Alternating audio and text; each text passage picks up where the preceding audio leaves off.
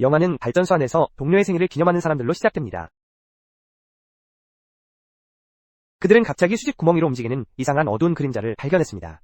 한 작업자가 그것을 확인하러 가자 그는 어두운 생물에게 치명적인 공격을 받습니다. 악의적인 생물들이 때를 지어 나타나 발전소에 있는 모든 사람들을 학살합니다. 이 현상은 전 세계에서 발생하여 심판의 날로 알려지게 되었습니다. 그날 수백만의 어두운 악마 같은 짐승들이 지구의 중심에서 나타나 일식 후 하루 동안 인간을 잡아먹기 시작했습니다. 끔찍한 사건 이후 국토안보부는 역사적 사건이 반복될 경우 인류를 준비시키기 위해 방위시설을 만들기로 결정했습니다. 15년 후 세상은 마치 끔찍한 일이 없었던 것처럼 정상으로 돌아갔습니다.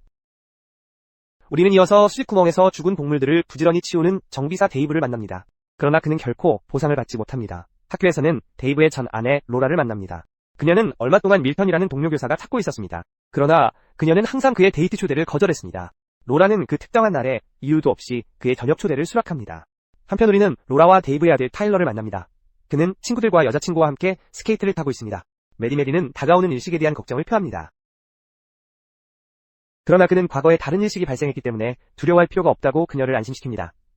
또 다른 사건에서 가레스라는 이름의 군인이 일식 전에 관찰된 지진 활동에 대응하기 위해 코드레드 훈련을 목적으로 군시설로 파견되었습니다. 그날 아침 데이브는 로라의 집에서 아들 타일러를 데려옵니다. 로라는 데이브에게 일식 동안 타일러와 함께 할 것이라고 안심해주기를 원했습니다. 왜냐하면 15년 전 일식 중 그녀가 임신했을 때 그는 곁에 없었기 때문입니다. 저녁에 데이브는 그의 삼촌 테드에게 전화를 받습니다. 그는 그에게 일식이 일어나기 전에 가족과 함께 자신의 집으로 가라고 말합니다. 왜냐하면 그곳이 그들에게 더 안전한 장소가 될 것이기 때문입니다. 뉴스는 주민들에게 심판의 날이 다시 반복될 수 있다고 알립니다. 일식 전에 수백 마리의 죽은 물고기를 보여주는 조기 경고 신호가 나타난다. 종교단체들은 이것이 하나님이 지구를 정화하는 방법이라고 생각한다. 그 순간 악한 생물이 발전소에서 나타난다. 로라는 데이브에게 전화를 걸어 타일러를 데려오라고 명령한다. 밀턴이 그들을 위한 자리를 대피소에 예약해두었기 때문이다. 그들은 논쟁을 시작한다. 타일러는 메디를 보러 몰래 나가 그녀에게 아버지인 데이브가 한 것과는 다르게 자신이 그녀 곁에 있을 것이라고 말한다. 데이브가 어머니 로라에게 한 말이다. 밀턴은 로라에게 서둘러서 제 시간에 대피소에 들어가자고 격려한다. 하지만 타일러는 아직 도착하지 않았다. 그는 그러고 나서 타일러를 찾기 위해 추적 프로그램을 사용하고 그를 스케이트 공원에서 찾는다. 수천 마리의 새들이 날아가기 시작하며 순간이 다가오자 경각심을 불러일으킨다. 가레스와 그의 팀은 군시설에서 준비하고 있을 때 큰 괴물의 울음소리를 듣고 갑자기 나타난 악마 같은 생물이 군인 중 한 명을 공격한다. 데이브는 타일러와 메디를 발견하고 로라와 밀턴은 몇 초 후에 도착한다. 그들은 모두 차 안에 탑승하여 대피소를 향해 운전했다. 대피소에 도착했을 때 군인들은 수용 인원이 거의 차 있어 여성과 어린이만 받겠다고 한다.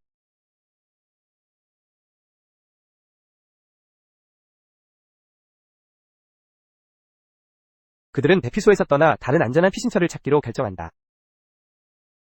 그들은 어디로 갈지 논의하다가 혼잡한 도로에 갇히게 된다. 데이브는 멀리서 악마 같은 생들을 발견하고 가족에게 근처 건물에서 잠금이 해제된 문을 찾아보라고 조언한다. 생물들이 가까워지자 그들은 데이브의 제안을 따르기로 결정하고 그의 삼촌 테드의 재산으로 간다. 데이브는 길을 알고 있기 때문에 운전하고 싶었지만 밀턴은 반대했다. 갑자기 악마 같은 것이 그를 붙잡아 삼키자 데이브와 이르는 차에 뛰어들어 강을 따라 운전한다. 그곳에서 그 짐승은 그들을 따라오지 않는데 그들의 약점이 소금과 추위이기 때문이다. 운전하는 동안 데이브는 연료가 거의 다 떨어졌음을 깨닫고 사막으로 갈 다른 차를 찾기로 결심한다. 차를 찾던 중구는 차량 뒤에서 웅크리고 있는 노인을 발견한다. 죽은 사람을 먹고 있는 소 같은 악마 같은 괴물을 가리킨다. 데이브는 가족을 데리기 위해 조심스럽게 차를 후진한다. 괴물이 보자 노인이 차에서 내려서 괴물에게 차가운 음료수를 던진다. 그것은 잠시 괴물을 놀라게 하지만 곧 그를 향해 돌진하여 노인을 잡아먹고 데이브와 그의 가족은 아찔한 상황에서 벗어난다. 그들은 사막에 있는 테드의 집 즉 콘크리트 벙커에 도착했다. 그러나 그들은 테드가 문을 열어주지 못하게 했다. 누군가 안에서 테드를 포로로 잡은 것처럼 보인다. 수백 마리의 괴물이 테드의 집 근처 언덕 위에 나타나 그들의 방향으로 달려온다. 다행히도 괴물이 그들에게 도달하려는 순간 테드가 문을 열어준다. 테드와 스텔라는 데이브와 그의 가족을 보게 되어 기뻤다. 국토안보부의 군인 가레스도 테드의 집안에 있었다. 데이브는 그들이 즉시 들어오지 못한 이유가 자신 때문인 것 같았다. 저녁을 먹는 동안 메디는 괴물이 벽을 통해 자신들을 볼 수 있는지 그룹에 질문했다. 왜냐하면 그들은 계속해서 밖에서 문을 두드리고 있었다.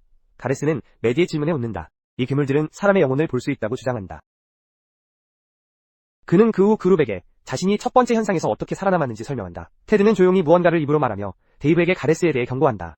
그로 인해 데이브는 조용히 주방 칼을 집어든다. 테드가 그의 요청으로 문을 열지 않자 가레스는 그로 반해서 환영받지 못하는 기분이 들었다. 하지만 스텔라는 열어줬다. 그는 그 후 가족을 향해 총을 겨누었다.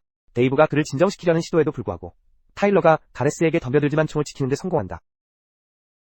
메디가 손안을 가라앉히고 그룹의 괴물이 문을 두드리는 것을 멈췄다고 알린다. 악한 괴물의 촉수가 기어들어와 스텔라의 목을 심각하게 다친다. 테드는 스텔라에게서 생물의 촉수를 제거하기 위해 모든 힘을 쏟고 소금을 던진다. 데이브는 가레스를 제압하고 그의 총을 빼앗아 짐승을 쏘려고 한다. 그는 실패하지만 메디가 고기칼로 그 괴물을 베어낸다. 그들은 가레스를 묶고 테드는 스텔라의 목에서 나오는 피를 지지하려고 한다. 그러나 그녀는 즉각적인 치료가 필요하다. 그들은 또한 큰 황소 같은 괴물이 입구를 강타하고 있다는 것을 알아차린다.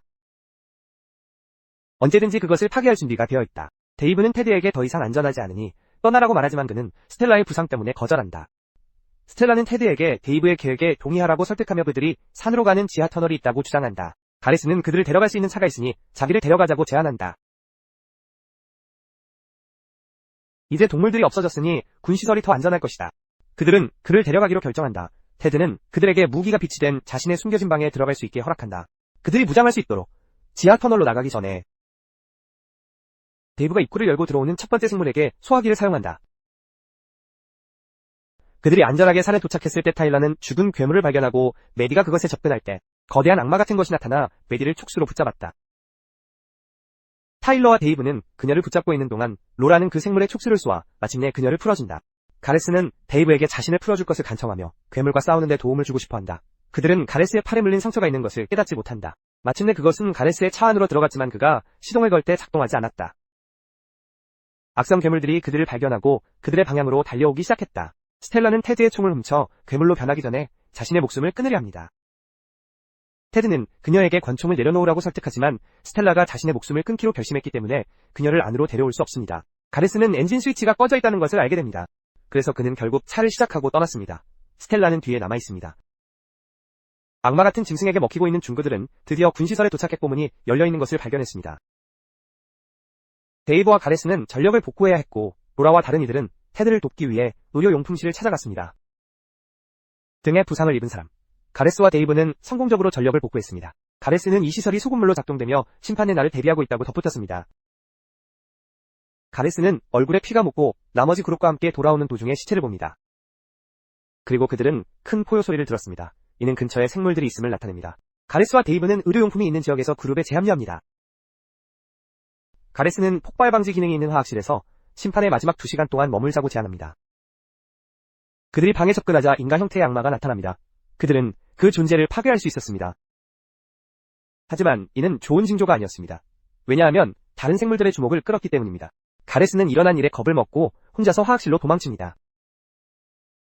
데이브는 이 시설에 있는 소금물로 가득 찬 탱크에 대해 팀의 알리고 타일러와 테드가 가족을 방어하는 동안 수도꼭지를 켜는 임무를 맡습니다. 로우라는 데이브에게 키스하고 조심하라고 경고합니다. 데이브는 샤프트에 들어가 괴물이 누군가를 잡아먹고 있는 물탱크를 발견합니다. 그는 물시설로 가기 위해 샤프트로 기어들어갑니다. 그는 용기에 소금물을 채우는데 성공합니다. 그러나 그는 자신의 그룹으로 돌아갈 준비를 하는데 한 생물이 그의 발을 잡습니다. 데이브는 테드의 핵형 수류탄을 사용해 그 괴물을 신속하게 처치합니다. 한편 타일러와 다른 이들은 가족을 겁주고 있는 악마 같은 괴물 무리를 마주칩니다. 데이브의 비상경보기 버튼을 누르라는 발표를 듣게 된다. 비상경보는 여러 악한 존재들에 의해 지켜지고 있었으므로 테드는 타일러에게 그의 가족을 보호하라고 하면서 그들과 맞서기로 선택했다. 타일러가 그들을 향해 총격을 가는 동안 그는 도끼를 들고 괴물들에게 다가가기 시작한다. 타일러는 탄약이 다 떨어지고 괴물들이 테드를 잡아먹기 직전에 그는 화재 경보를 작동시키는데 성공하여 소금물이 쏟아지고 악마의 괴물들을 파괴한다. 타일러와 그 일행은 데이브를 찾았지만 가레스가 갑자기 나타나 타일러의 어깨를 쏘았다. 그는 제정신을 잃은 것처럼 보이며 점점 짐승으로 변하고 있다. 데이브는 그가 또 다른 총을 쏘려고 할 때 그를 땅에 눕힌다.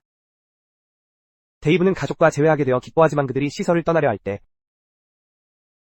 거대한 지네 같은 괴물이 나타나 가레스를 잡아먹는다. 그들은 소금물 폭발을 준비하기 위해 보급실로 달려간다.